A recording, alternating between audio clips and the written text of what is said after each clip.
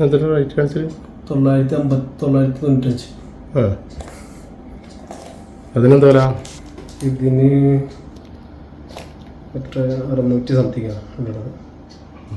ആമസോണിൽ നിന്ന് വന്ന പാഴ്സൽ തുറന്നു നോക്കിയപ്പോൾ കാലിക്കുപ്പിയും ശൂന്യമായ ബോട്ടിലും.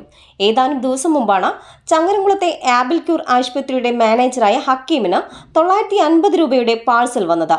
ഞാനിന്ന് പാക്ക് പൊളിച്ചപ്പോൾ എനിക്ക് കിട്ടിയ സാധനം ഇതാണ്. സത്യത്തിൽ പറഞ്ഞാൽ ഞാൻ ഓർഡർ ചെയ്തിട്ടൊന്നുമില്ല. ഒരു സാധനം ഞാൻ ക്യാഷ് ഓൺ ഡെലിവറി എവിടെയും ഓർഡർ ചെയ്തിട്ടൊന്നുമില്ല. അപ്പോൾ അങ്ങനെ ഒരു വലിയൊരു തട്ടിപ്പ് നടക്കുന്നുണ്ട്. അപ്പോൾ എനിക്കിതിലെന്താ വെച്ചാൽ പറയാനുള്ളത്, ഇത് ഈ എടപ്പാളും പൊന്നാനി ബേസ് ചെയ്തിട്ടുള്ള കുറച്ച് കൊറിയർ കമ്പനികളുണ്ട്. അപ്പോൾ അവരാണ് ഇത് ചെയ്യുന്നത് എന്നുള്ളൊരു രീതിയിലാണ് എനിക്ക് തോന്നുന്നത്. അപ്പോൾ ഞാനിത് സ്റ്റേഷനിൽ കംപ്ലയിൻറ്റ് ചെയ്തിട്ടുണ്ട്. അപ്പോൾ അവർ രണ്ടുപേരും സ്റ്റേഷനിലേക്ക് വിളിച്ചിട്ടുണ്ട്. ഈ കമ്പനിയിലത്തെ ആൾക്കാരും കൊറിയർ സപ്ലൈ കമ്പനിക്കാരും വിളിച്ചിട്ടുണ്ട്. അപ്പോൾ അതുകൊണ്ട് ഇതിൻ്റെ ഇടയിൽ ഞാനും പറ്റിക്കപ്പെടരുത്. ക്യാഷ് ഓൺ ഡെലിവറി വരുമ്പോൾ നമ്മൾ അറിയാത്തൊരു സാധനം ഓർഡർ ചെയ്തിട്ടുണ്ടെങ്കിൽ അത് ഓർഡർ ചെയ്യാതിരിക്കുക.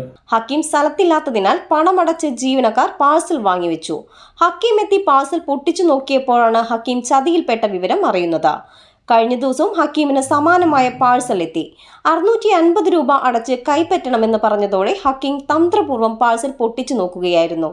പാഴ്സൽ തുറന്നു നോക്കിയതോടെ ഹക്കീം കണ്ടത് ഉപയോഗശൂന്യമായ ക്രീമിന്റെ ബോട്ടിലായിരുന്നു.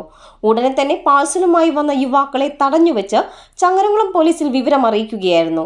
ചങ്ങരംകുളം പോലീസ് യുവാക്കളെ ചോദ്യം ചെയ്ത് വിട്ടയച്ചെങ്കിലും ഹക്കീമിന്റെ പരാതിയിൽ സമഗ്രമായ അന്വേഷണം നടത്തുമെന്ന് ചങ്ങരംകുളം പോലീസ് പറഞ്ഞു.